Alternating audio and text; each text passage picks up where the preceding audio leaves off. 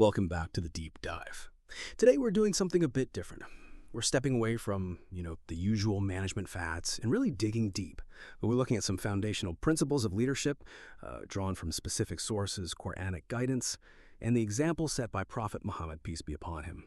So our mission really for this deep dive is to pull out and analyze three core ideas, three pillars of leadership. The sources present them as, timeless.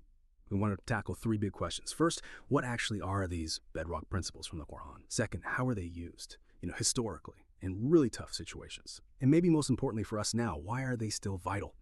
Especially for leaders trying to navigate, everything happened with digital tech and AI today. This isn't just a history lesson. It's about finding a solid ethical compass for maybe the next 100 years. Yeah, and what strikes you immediately when you look at these sources together is how the Qur'an is framed. It's not just presented as a guide for personal spirituality. It's laid out as a comprehensive blueprint, a blueprint for governing, for organizing a community. It takes these values right out of philosophy and puts them squarely into, statecraft, into daily decisions. And in that context, the prophet's life becomes the practical model. It's like the living instruction manual showing how these big principles actually work on the ground, whether it's handling trade issues, planning military strategy, or just personal conduct. Okay, that totally reframes it. So we're not just talking about nice spiritual ideas here. We're looking at a system for operational integrity. Yeah, exactly. Operational integrity. That's a great way to put it. And the sources really boil this whole system down to three core pillars. They're interconnected, they support each other, and these form the structure for what the sources argue is successful ethical governance. They are justice, Shūrā, which translates best as mutual consultation, and finally, comprehensive accountability. We really need to get into what these terms mean in this context. They're rigorous. Right, let's unpack that, starting with the absolute foundation. Yeah. Justice. I mean, we hear that word thrown around all the time, don't we? Yeah. But the way it's presented in our sources, it feels intense, almost uncomfortably strict. It seems to demand this absolute blind application that, frankly, few modern companies or even governments could probably handle. That rigor is precisely the point. It's the defining feature. The sources pull directly from the Qur'an, specifically chapter 4, verse 135. The instruction is crystal clear. Stand firmly for justice, even against yourselves, your parents, or kin. That phrasing just cuts through everything. It leaves no room for, wiggle room or interpretation based on who's involved. Justice here isn't just following the law. It's positioned as a moral duty that overrides self-interest, family ties, political connections, even wealth. It has to be applied the same way, no matter who benefits or who might, suffer from the ruling. Wow. That demand to potentially act against yourself or your own family, that's a huge ask for any leader. Yep. Right? The natural instinct is often to protect your own, right? Or to minimize personal fallout.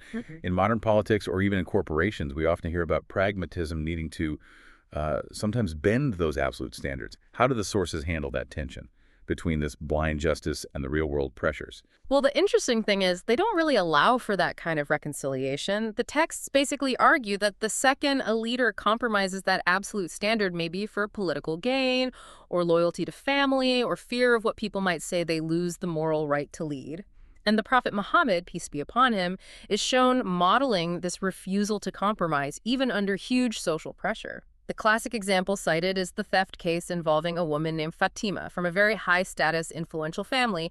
It's often mistaken for his own daughter, which just underscores the social weight involved here. Okay, so what happened? Did people try to intervene? Oh, absolutely. Influential figures, his own companions, came to him pleading for leniency precisely because of her family's status.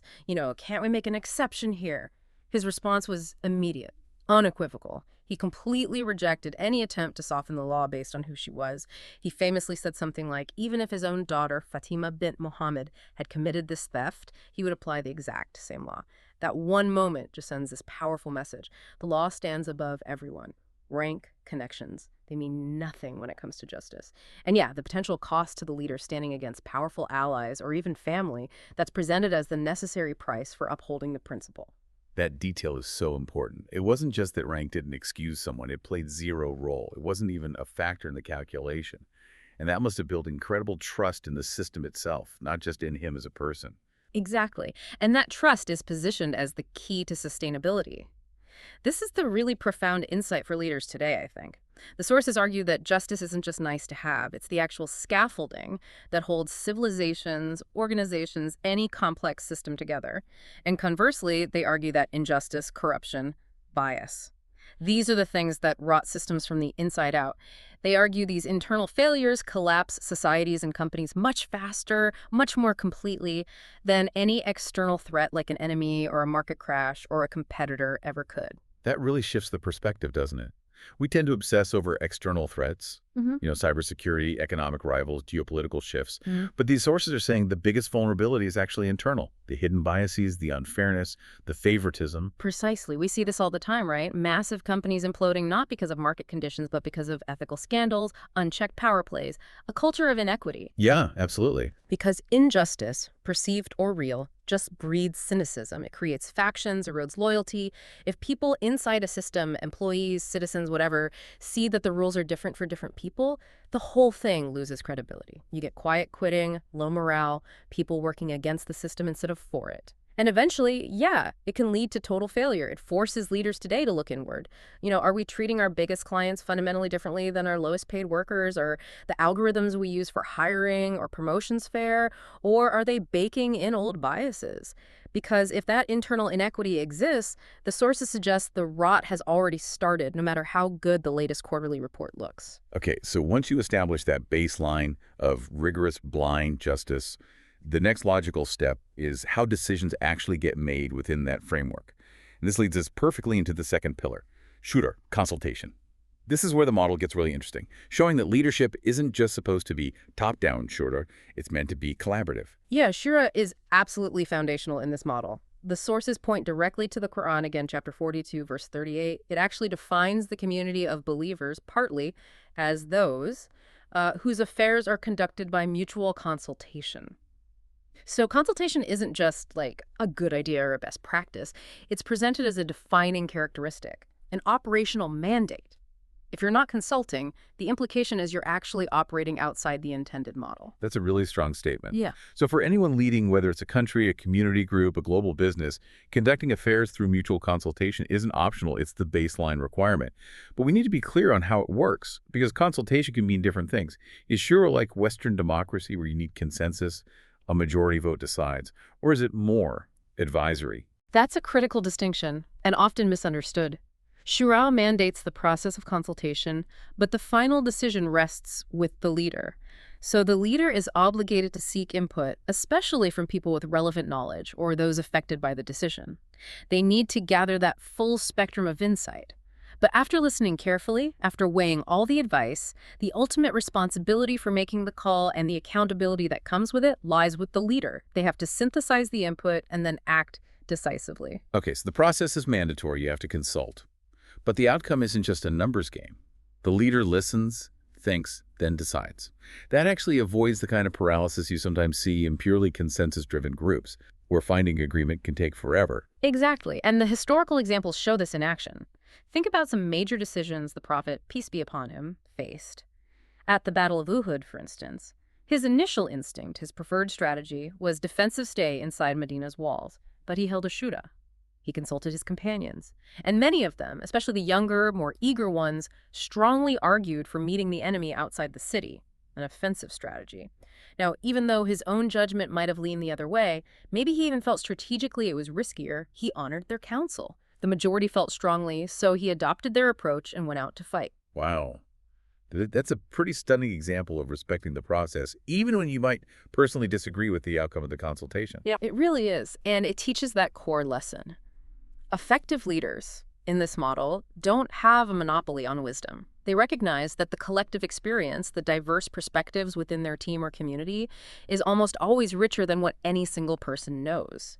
Consultation is the mechanism to tap into that collective intelligence. It prevents the leader from getting isolated, from falling victim to their own blind spots, which, let's face it, every leader has. So bringing this to today, Shūrā feels like a powerful antidote to that kind of organizational arrogance or groupthink we sometimes see. We talk a lot now about creating psychological safety, fostering team buy-in in workplaces.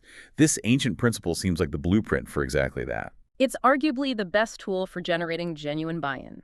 Think about it. When a policy just comes down from the top, people might comply, but often grudgingly, right? Minimum effort. But when a decision emerges after a real, robust consultation process where people felt heard, where their ideas were considered, they invest in it, mentally, emotionally. It stops being their policy and starts becoming our strategy. And that's absolutely crucial today. Knowledge is so specialized, so distributed across global teams. No single CEO, no single political leader can possibly know everything needed to make complex decisions. Shūrā ensures the voice of the data scientist, the ethicist, the person on the factory floor, the customer service rep, they all get heard in the planning stages. So the consultation process itself becomes a strategic advantage, not just a moral nice to have. Precisely. It turns a moral obligation into a competitive edge. Better decisions, more innovation, higher commitment.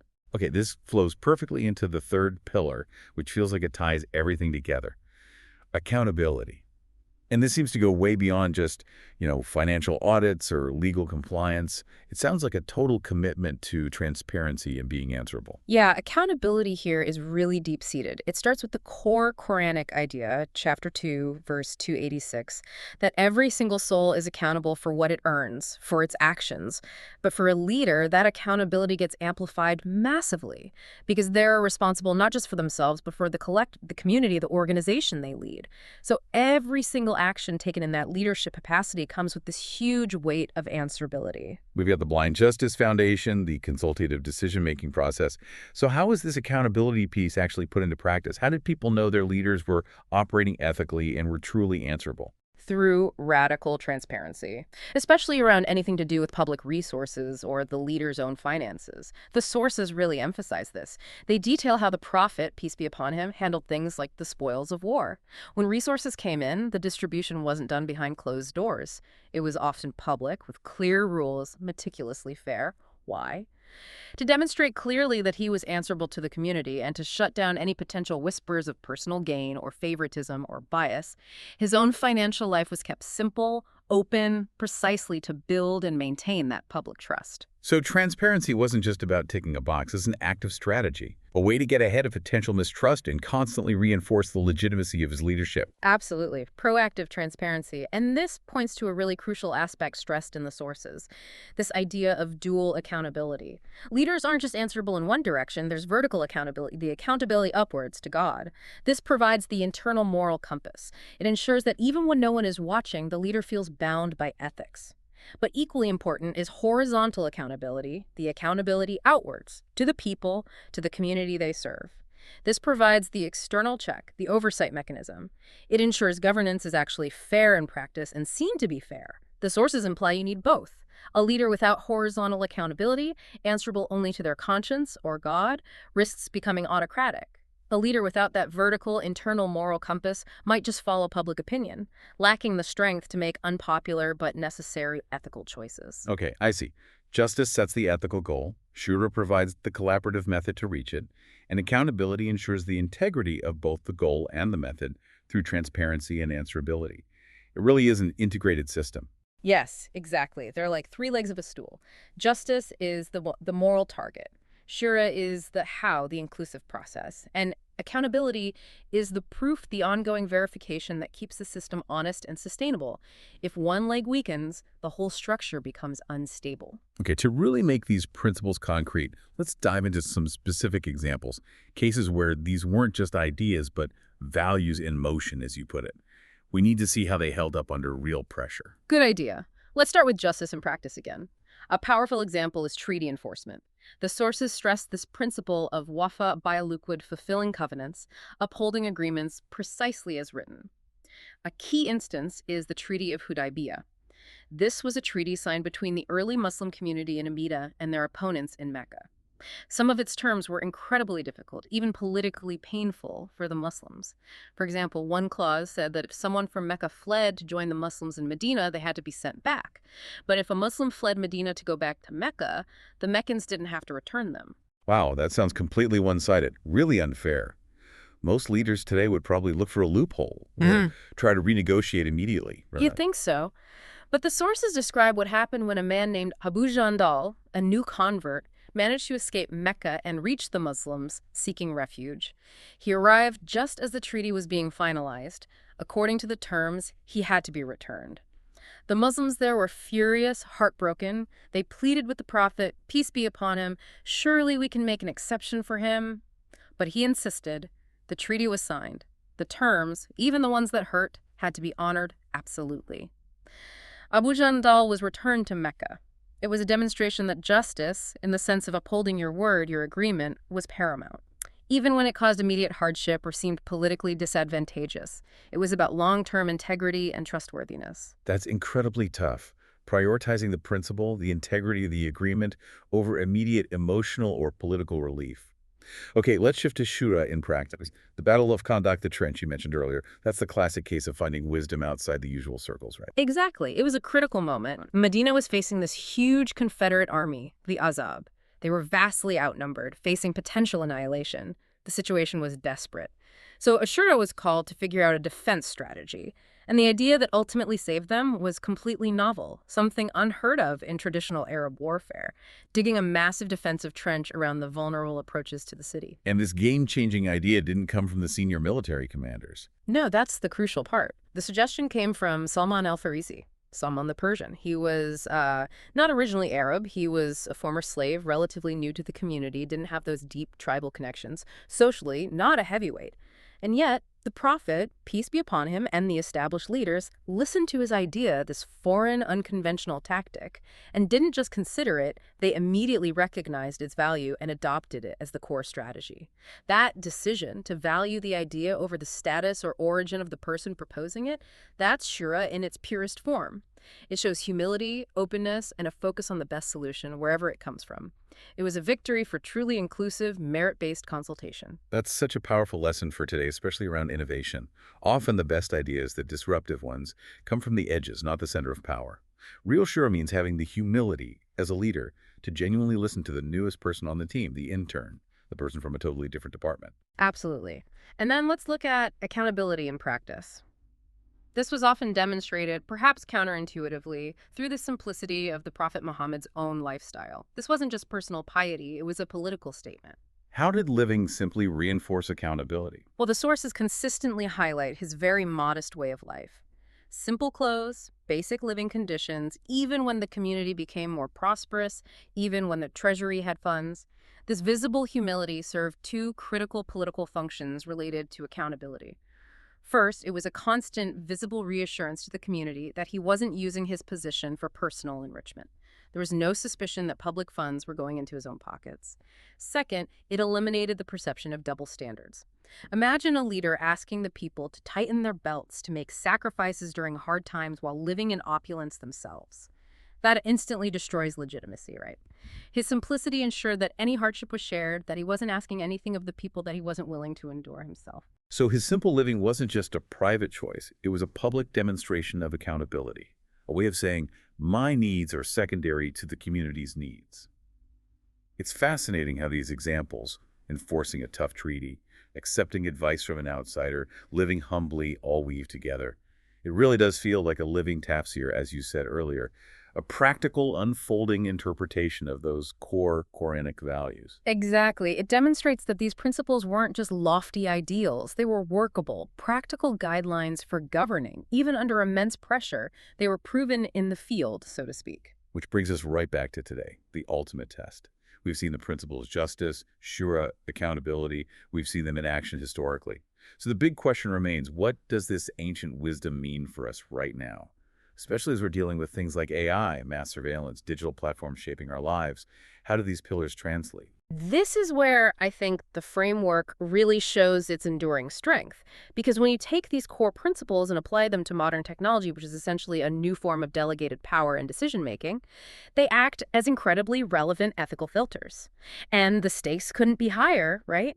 Because technology, especially AI, has this tendency to amplify existing biases and power imbalances at incredible speed if it's not governed by strong ethical principles. Let's take justice in AI. Okay, on one level, it's about fair access, bridging the digital divide, ensuring everyone benefits from technology, not just the wealthy. That's important. But the deeper challenge, relating back to that Qur'anic verse, is algorithmic justice. Algorithmic justice. Yeah. Meaning the code itself, the data it's trained on, has to be fair. How do you apply stand firmly for justice, even against yourselves, to an algorithm? It means demanding absolute fairness from the AI's outputs, even if it hurts the bottom line, or challenges our own assumptions, or reveals uncomfortable truths about the data we fed it. So, for example, if an AI used for loan applications consistently disadvantages a certain group because it learned from biased historical data, justice in this framework demands we don't just tweak it. We potentially have to halt its use, radically rethink its design and data, even if that algorithm was making things efficient or profitable. We have to actively fight against AI becoming a tool that automates and scales up existing societal unfairness. And that requires the courage, the institutional will, to stand against our own potentially biased systems or profitable shortcuts. That's a really direct and challenging application. Okay, what about Shūrā and AI consultation? If decisions are increasingly being shaped by complex algorithms designed by a small group of engineers and data scientists, maybe funded by venture capital, how do you even begin to implement mutual consultation? Shūrā in AI demands systemic change. It requires inclusive technology development from the ground up. We simply cannot allow a tiny, often homogeneous group of tech experts to unilaterally decide the ethical rules for systems that affect millions or billions of people. We need mandated tech Shūrā councils or similar mechanisms. Think governance bodies that deliberately include ethicists, sociologists, community leaders, legal experts, representatives from groups most likely to be impacted or marginalized by the technology. These diverse voices can't just be consulted after the product launch as a PR exercise. They need to be deeply involved during the design, development, and policy setting stages. So tech companies and governments using tech need to shift their focus. Move beyond just optimizing for speed or engagement metrics and start optimizing for broad legitimacy, for genuine community input into how these powerful tools are built and used. Precisely.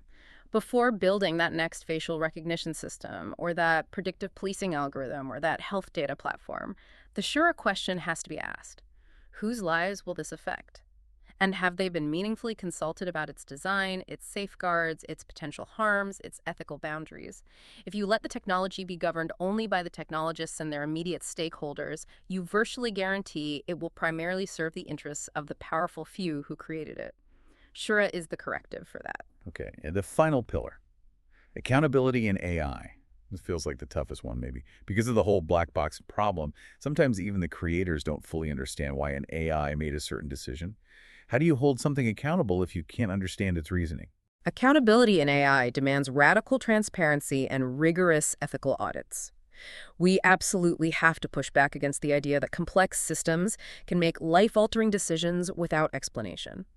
If an AI denies someone a job, or flags them as a security risk, or recommends a particular medical path, the process behind that decision must be auditable. It must be justifiable. It must be explainable, at least in principle, to the person affected. The computer says no, just isn't good enough. The creators, the deployers, the owners of these AI systems must remain horizontally accountable to society for the outcomes. They can't just shrug and blame the algorithm. So the moment we hand over significant decisions to an opaque system we can't interrogate, we're essentially breaking that chain of horizontal accountability. Because there's no person, no entity that can truly answer for the why. And that leads directly to the crucial warning that seems to emerge from applying these principles today. Without these foundational ethical pillars, justice, Shūrā, accountability actively guiding how we develop and govern technology, especially AI, we run a huge risk.